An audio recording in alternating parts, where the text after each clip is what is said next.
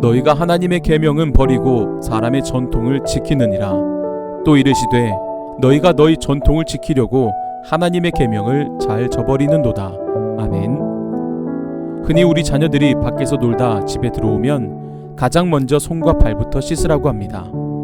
왜냐하면 밖에 더러운 먼지들이 묻어있기 때문에 깨끗이 씻고 오라는 것입니다. 음식을 먹을 때에도 손부터 씻고 오라고 합니다. 더러운 손으로 음식을 먹을 수는 없기 때문입니다. 레위기 말씀에도 보시면 유대 전통 중 할례와 안식일에 더해 음식과 관련한 정결 규정을 기록하고 있습니다. 그리고 부정한 것을 만졌을 경우 반드시 씻어야 할 것을 가르칩니다. 이와 같이 본문 말씀에 나오는 장로들이 지키는 전통 중 하나가 바로 더러워진 손으로는 절대로 음식을 먹을 수 없도록 한 것입니다. 왜냐하면 더러운 손으로, 즉 부정한 것들을 만진 손으로 음식을 먹을 수 없다는 것입니다. 씻지 않은 부정한 손으로 음식을 먹는다는 것은 정결하지 못한 것으로 여겼기 때문입니다.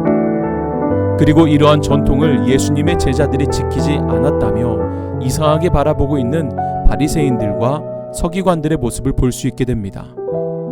하지만 성경은 전통을 지키지 않은 제자들을 책망하지 않으시고 하나님의 계명을 버린 이들을 책망하시는 것을 볼 수 있습니다. 예수님께서 어떤 의도로 그리고 무엇을 보고 말씀하고 계시는지 깨달아 알 수 있어야 합니다. 전통은 굉장히 중요합니다.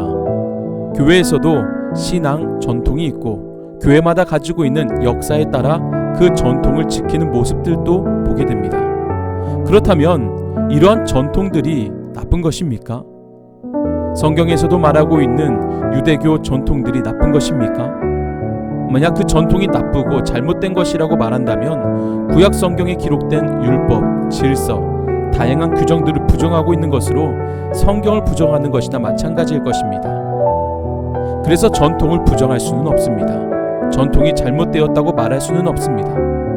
문제는 여기에 있지 않습니다. 전통을 사수하려는 것이 문제가 아니라 그 전통을 지키려고 하나님의 계명을 버리고 있다는 것이 문제가 되고 있는 것입니다. 예수님께서 하시는 말씀의 핵심이 이것입니다. 전통이 나쁘다는 것이 아닙니다. 계명을 저버렸기 때문에 잘못되었다는 것입니다. 오늘날 우리 신앙인들은 전통을 가져오되 절대 하나님의 계명을 버려서는 안 됩니다. 하나님 말씀의 중심을 잘 잡되 그 안에 전통을 지켜야 합니다. 말씀 중심의 전통이 되어야 합니다. 사랑하는 여러분, 전통을 버리는 것이 아니라 믿음으로 하나님의 말씀을 잘 따르고 순종하며 전통을 잘 따르시기를 바랍니다.